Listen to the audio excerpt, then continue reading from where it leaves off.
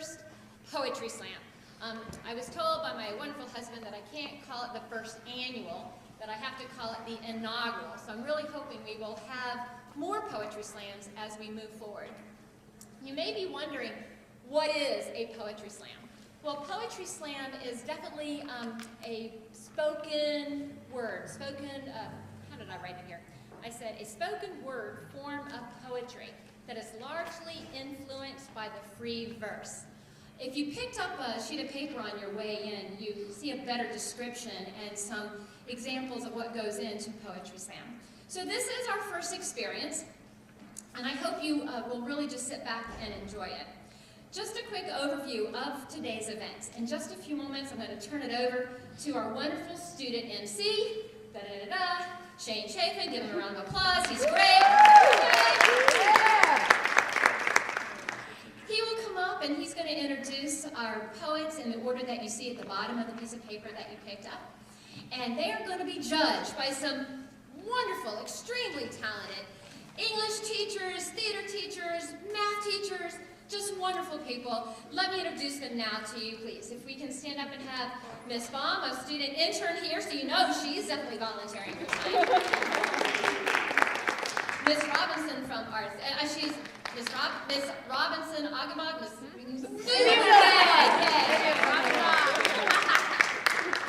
Miss Adams from the English department. Miss Roberts from the theater department, from the math department. And our own theater teacher, Mr. Menzies.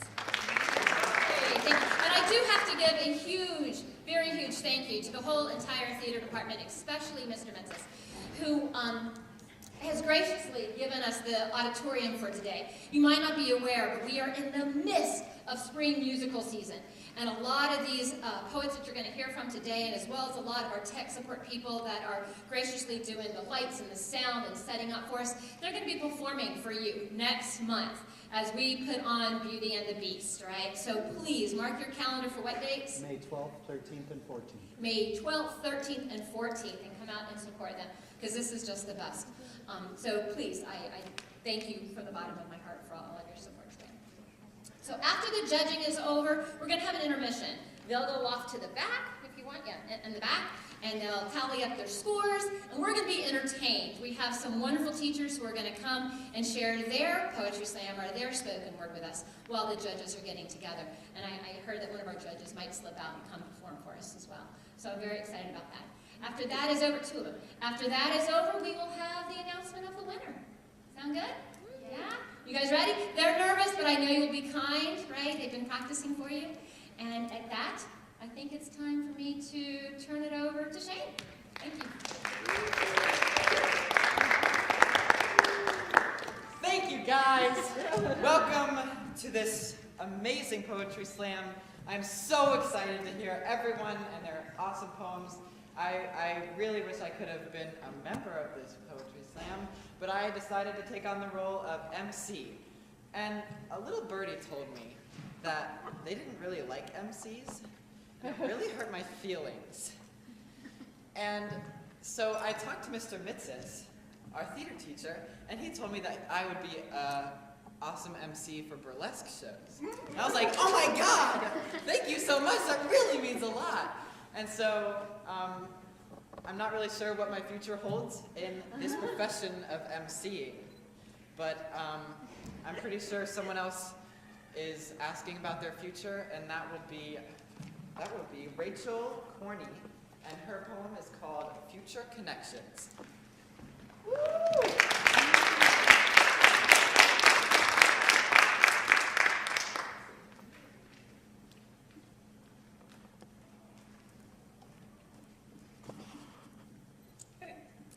Future connections. You stand on your own 2 feet. You juggle the weight of the world. The future still is glaring down, begging for your attention. But your mind is pulled to the complexities of the present. Its spontaneous surprises either pick you up or drag you down. People say live in the present, but that's impossible right now. You stand on your own 2 feet. You balance the ones you love. Discovering yourself and cherishing friends is what you focus most on. You're scared the people with you now will lose all connection. Those who think you cannot live without will test your strength when you split, to go separate ways and discover the world and your own treasures and fates. You must stand on your own 2 feet to juggle the weight of the world. But in the end, if you stay true to yourself, and your friends are the ones you once knew, you can return to them with an open heart, and with each other continue. A friendship's love and powerful bond is one of the worst things to test. Yet how will you know if it's been worthwhile if it's never had to stretch? You stand on your own 2 feet, you balance the weight of the world. The fear of the bond not staying strong is enough to melt the heart, and all the memories it has stored begin to fall apart. So it is best to hold your head up high and make the time to talk. Then when you reunite, it's a pleasant surprise if you can pick up where you left off. Thank you.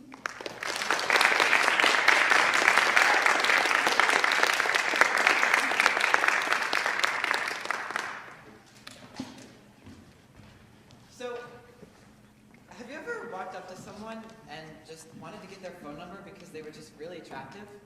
Yeah, me neither. I usually get their Snapchat, not their phone number. Phone numbers are for like people who are like 80 years old. But me being 17-year-olds, I'd rather just get their Snapchat so that I can talk to them with their faces, and that's exactly what Clay Mowry wants to do. So I invite him to the stage with his poem called The Halls.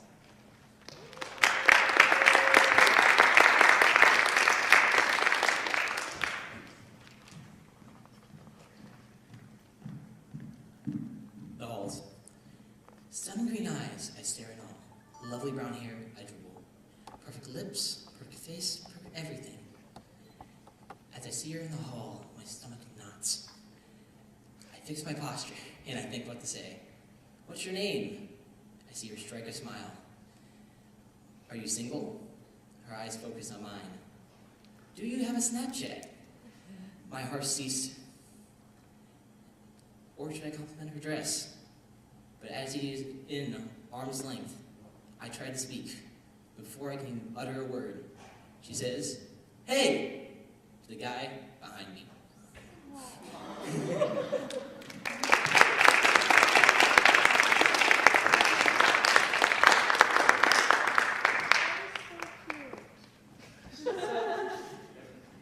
Adults say a lot of weird things to their kids. I mean, I don't know what adults in this room have kids, but just try not to freak your kids out when you talk to them, because sometimes they just don't know what you're talking about, and you just have to explain to them what you're talking about. And that's exactly what Hannah Suthers is going to talk to you guys about, because she doesn't really understand what adults are talking about. And so here is her understanding of the adult world.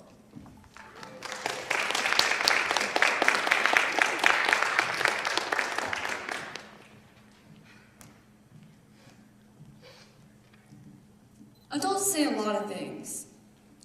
They say that we can follow our dreams. They say that anything's possible. They say that we have a say and a voice in our future. And they're not wrong. Kids say a lot of things too. But are we heard? Adults are so caught up in telling kids that they have a say and a voice in their future that they don't notice that we are already talking. We are speaking. We are begging for them to listen. Quiet, inside voices, silence. All these words to limit my speech, but where are the words to open your ears? We are your dogs, and if we can play and do tricks, you love us, you keep us, you feed us. But if we'd rather be in the corner, sit alone, and do nothing, there's something wrong with us. Well, do you hear me bark? How do you expect me to speak when you say speak and be quiet when you say be quiet? Do you listen when I need an ear? And right now, I'm just chasing my tail, trying to accomplish something that looks foolish to my owners. Maybe if I had a bigger mouth, I could say a lot more and catch my tail much faster. Thank you.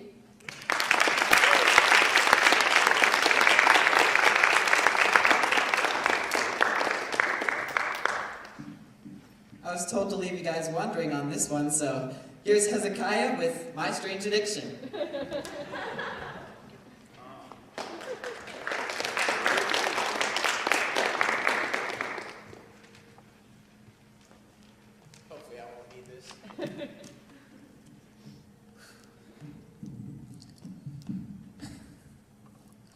Stop!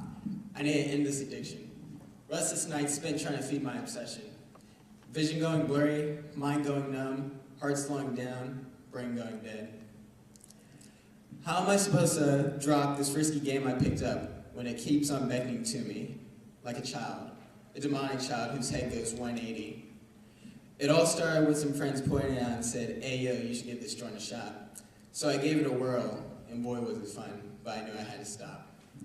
Mi amigo Nelson tipped me with his suave words saying, "Ew, come on, man." So I gave in to his Hispanic charm. So I got my own pack, and I opened it up, and to my delight, my new barbarians, archers, and giants stood at the ready. Clash of Clans lured me in with its hourly offers of gold and magic, making my life revolve around a constant timer. I quickly became fearful of the nights in which they may storm my Bastille, fearful of the nights in which they... fearful of the nights...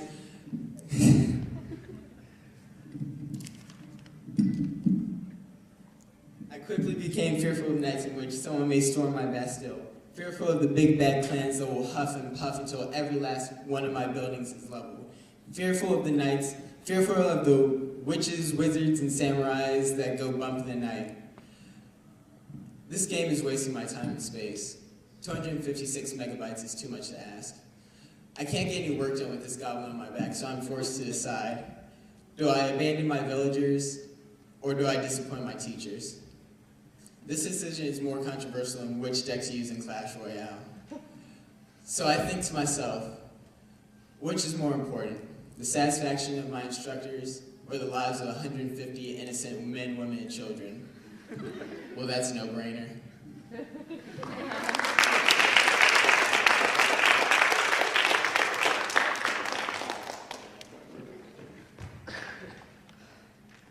I have such a strong relationship with my family, especially my sister.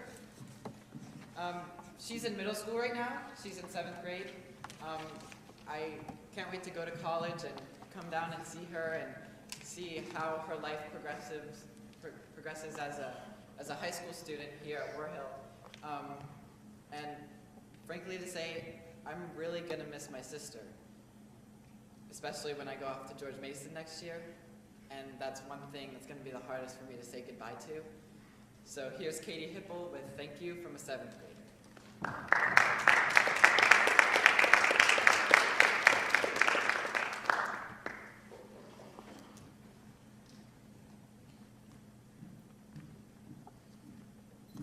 Thank you from a 7th grader.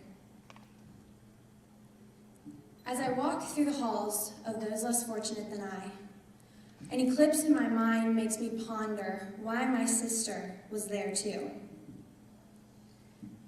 I wait until nights like these when the words are pulled off of my lips. 7 o'clock in the morning and taken out of school to watch 11 doctors file into her room. We saunter out of the door to let them speak.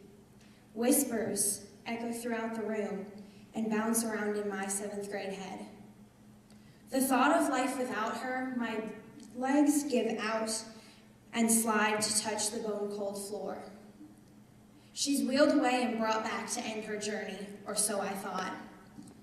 Chemo and drugs were pumped through her body like she was a paperweight.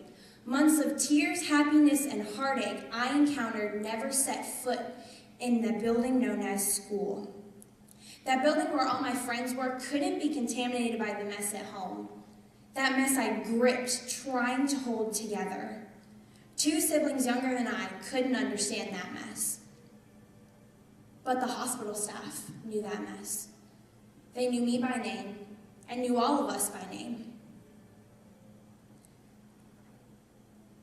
They helped me find my own way through this mess. Now the months have ended, and year number 5 is almost here. And I'd like to thank those 11 doctors that filed into my sister's room at 7 o'clock in the morning. Thank you.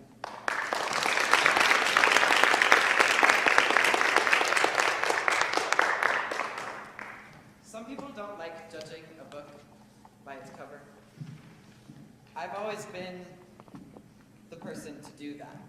I go into the library and I literally look at the cover before anything else, and I pick the book off the shelf that looks the most entertaining to me. But when you meet someone, do you judge them by the way they look? That's what Casey Clauber plays with in her poem entitled A Person.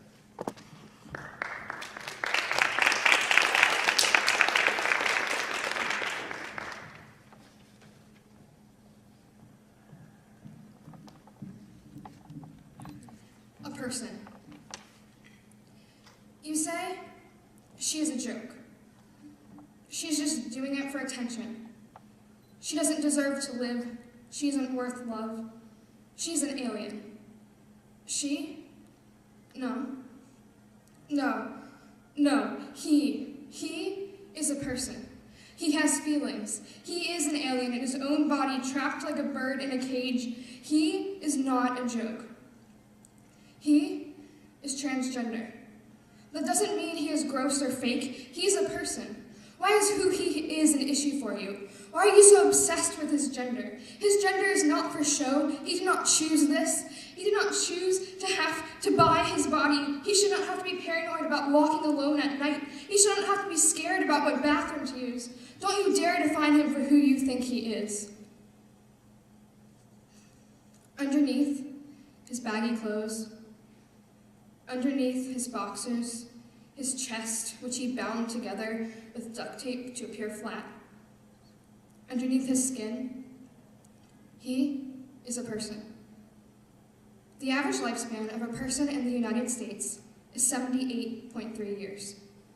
The average lifespan of a transgender person in the United States is 23 years. 41% of transgender people attempt suicide, and 10% succeed. 1 in 12 get killed because of how they identify. He is a person. He will not be a part of that statistic. He will live past 23. He will make a change. He is not a joke.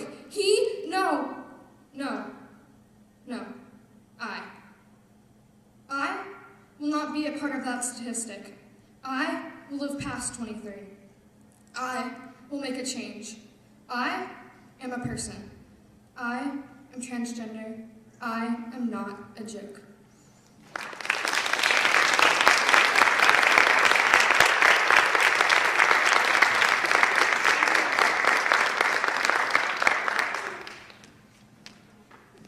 I could leave here being an MC. I could go home and I could tell myself how much I wanted to change what I said before this person, or how much I wanted to change before I said this person. I could criticize myself when I got home. But no, I'll probably just eat a bowl of macaroni and cheese and fall asleep. Here is Nora Peterson with My Voice.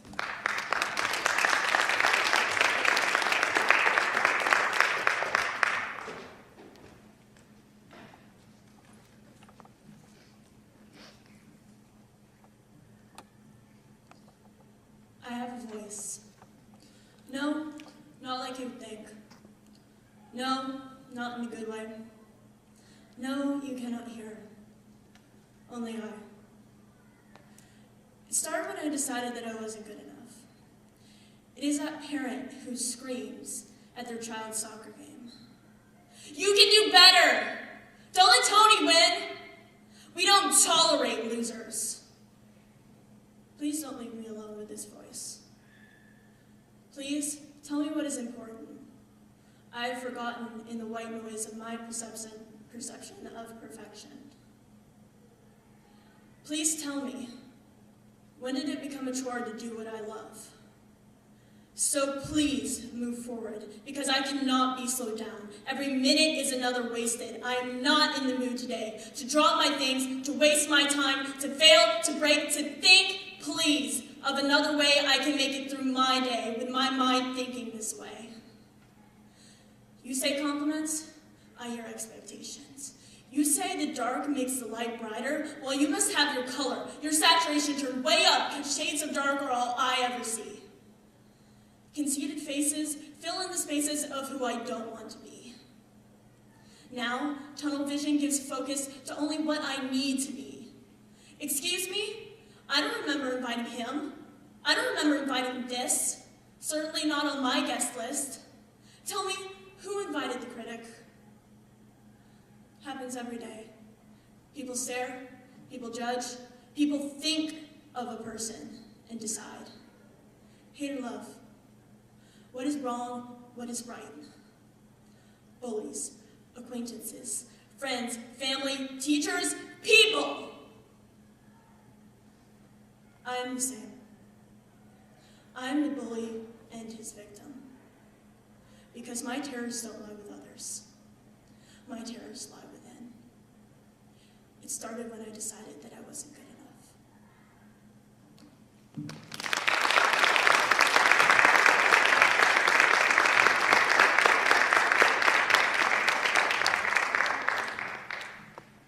I wouldn't consider myself a feminist.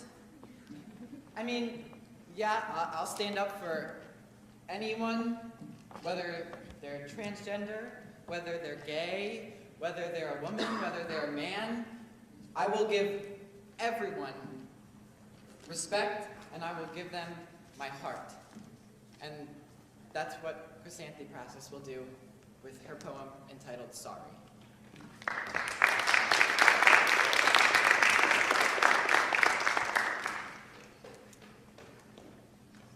Hi guys, I'm Chrysanthi, and I cannot memorize to save my life.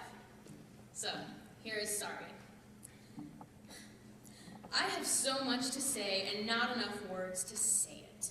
Not enough time, but not enough space, not enough stars, galaxies, planets in the sky aren't strung far enough away to hold the words in orbit that I have to say. There's so many things I could tell you right now, but I'm throwing my words into sentences, haphazardly attempting to cover this chasm with a Band-Aid. And I only have one opportunity. One opportunity as I stand before you, nervous hands trembling, holding paper, trembling lips, forming words I could not memorize, forming sentences, stanzas, poetry. One opportunity to say that our earth is full of problems and that I am a feminist. So my problems have problems. I take issue with the fact that when a girl says no, she doesn't really mean no. She means try harder.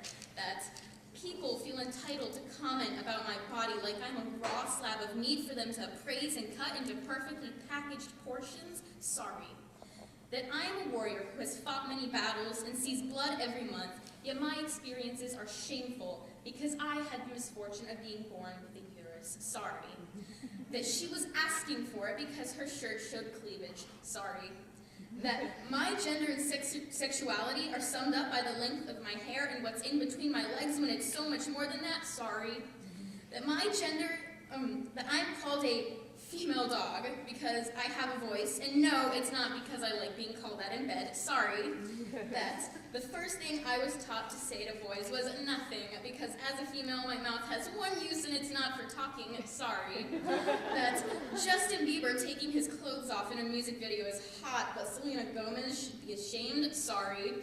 That I make you uncomfortable when I write essays satirizing straight white boys, yet you're sitting there supporting Trump and proving my point. Sorry. That I'll get sent to the principal because boys will be boys and I just wanted to wear my new crop top. Sorry. That you can't handle these thighs, these arms, the stomach, and I take issue with the fact that I am so conditioned to apologize for myself when I have so much to say that I am not sorry for. Thank you.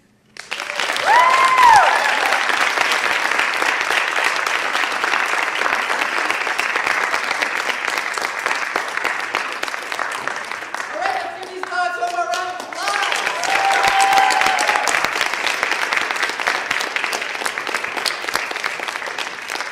This was so soothing to my ears. I would like to thank again the poets, and I would also like to thank our judges as they file out and judge our wonderful poets. I heard that Mr. Green wants to come up and perform one of his pieces as well. Round of applause for Mr. Green.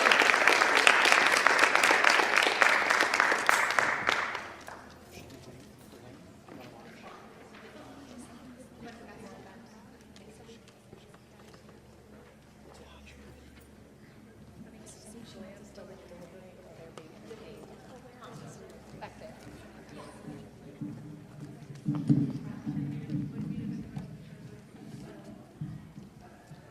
Good afternoon. My particular piece is called Saturday's Groove. What inspired me to do this piece, I kind of think back to my college years and football games and how much the band was a big part of football games. So that's what inspired me to do this piece, Saturday's Groove. As the crowd fills the stands, they await the band, the sound that mirrors the heartbeat of generations, the band.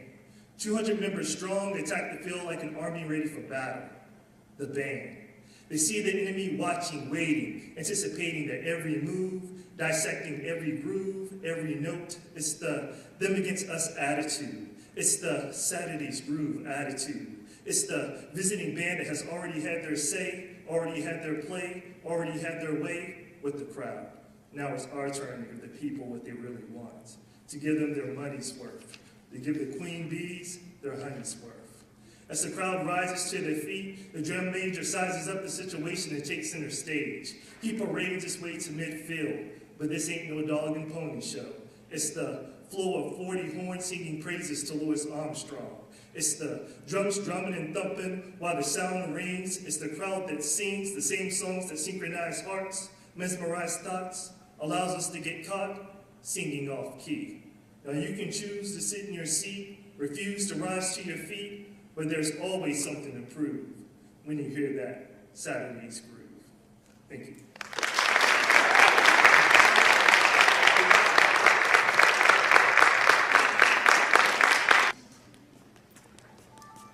Hello. I'm sorry if you were on mic. Is this on? Is it on? Okay, cool. I feel weird standing behind it. All right, so I'm sorry if you were in my class last year, in my Honors 10 class. This is a poem from that. So this may be the second time that you're hearing it. Also, just know your teachers get just as nervous as you do when you share your personal work, so know I'm shaking like a leaf on the inside. Okay. Dirty and durable soles. The fabric is worn, holes to the rubber. With every step, the slight squeak reminds me time has passed. The soles once glowed white against the jet black fabric that comforted me into a new beginning that was unknown. The same soles carry me now, although a little tarnished, a little gray, a little dirty. They are durable and still sturdy. They chaperoned me to my first show, scuffed and stepped on, we sang Paranoid, and looked forward to leaving home in June. Tired of the same faces and desperately needing to escape. Sitting amongst the azaleas, trees casting shadows on the horseshoe, they waited, moving petals about the uneven bricks, listening to my pondering as I accepted a fact they already knew. After 3 years, they supported my decision and my future direction. They carried me home that summer after one more year of wear. Never in a million years did they imagine returning here, but never any doubt that I was meant to teach. Updating their looks with a little flair, they stomped and cheered as I yelled from my new position. The team and drums resonated as the lines took the field. The sounds, the faces, and sweet embraces confirmed my new home. On a cold winter's night, it was proven to me that no matter the places these souls have gone and hardships they endured, someone will find each tear, stain, and scuff a story that created me. Now, although they are the same, my name will make a change. 10 years from when they first arrived, I still find them in perfect condition.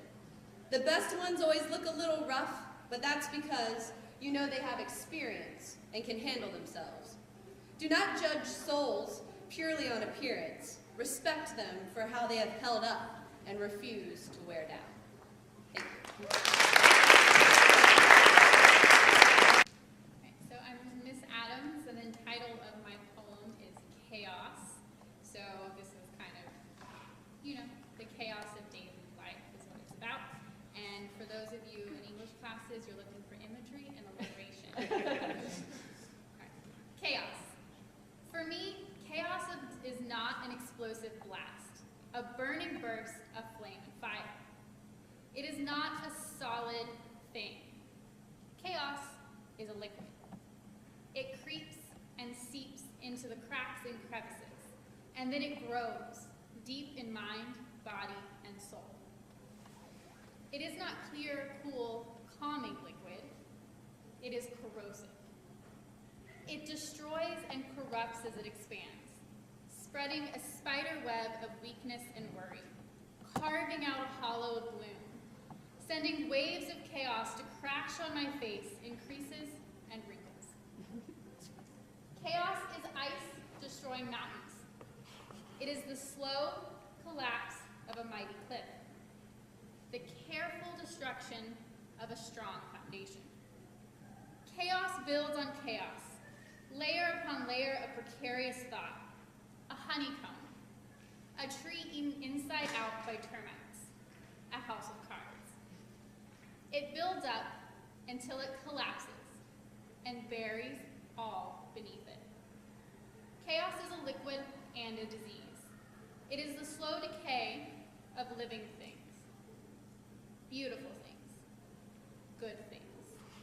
It is the loss of peace and order. It breaks these things down, piece by piece, which makes it harder to repair. A burning building can be saved. Debris can be cleared away. Cracks in the foundation can only be covered. But the chaos remains in the corners, ready to continue its work. This is my chaos.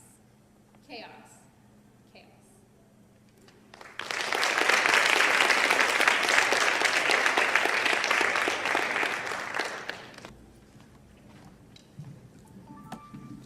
Hello, everyone.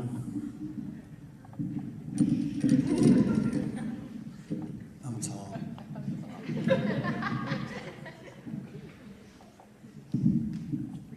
I'm going to do 2 pieces for you today. The first one is called Sometimes in a Common Place.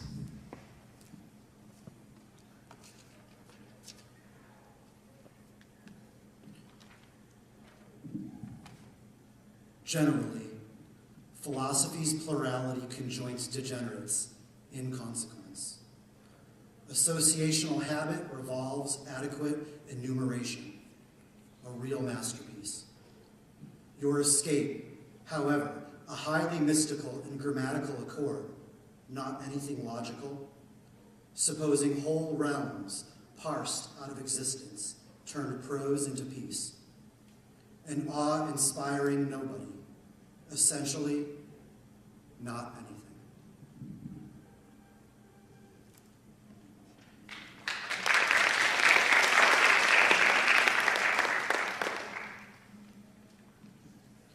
The second piece is called Iowa Love. On the second day of April, I sit, stiff, brittle, and cold. My eyes drawn, my nose red, my mind filled with prose. You are the only thing providing warmth on Iowa's harsh day, to feel you so close and to have you so far away. The world never waited for me to sigh out this grief, and thus a new life was born, plundering on ocean peaks. A passionate self-restraint, repression of one's addiction, the intoxication of your lips, my personal requisition.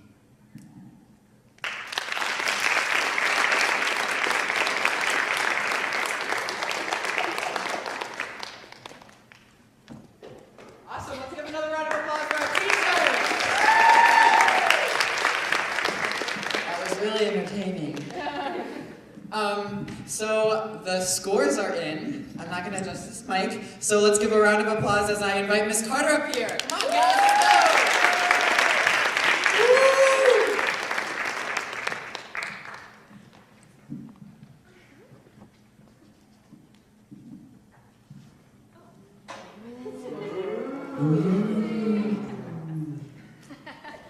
I could never do what they did. They're just amazing. This is what I like to do. I like to be out here talking to you guys, but writing my own poems, I am just totally impressed.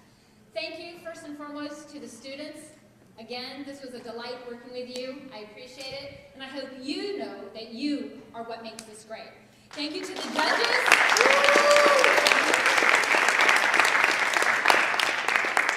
Thank you to my judges who gave up your time after school. They've got papers to grade, phone calls to make, dinner to cook, whatever. But thank you. I appreciate it. Thank you, Shane. You're so very welcome. Pretty great.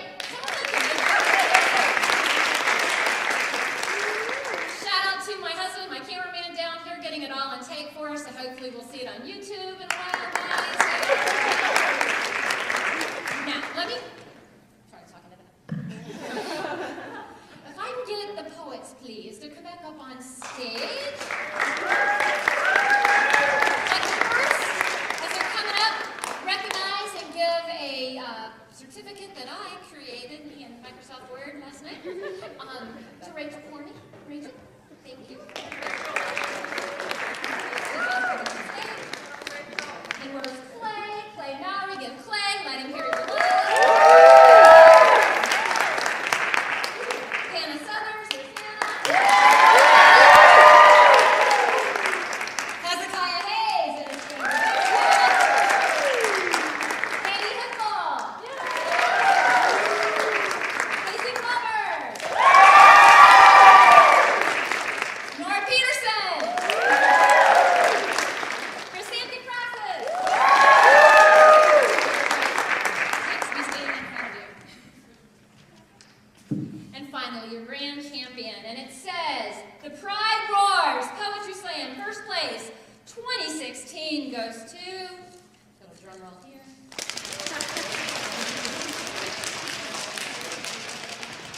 Casey Clobber.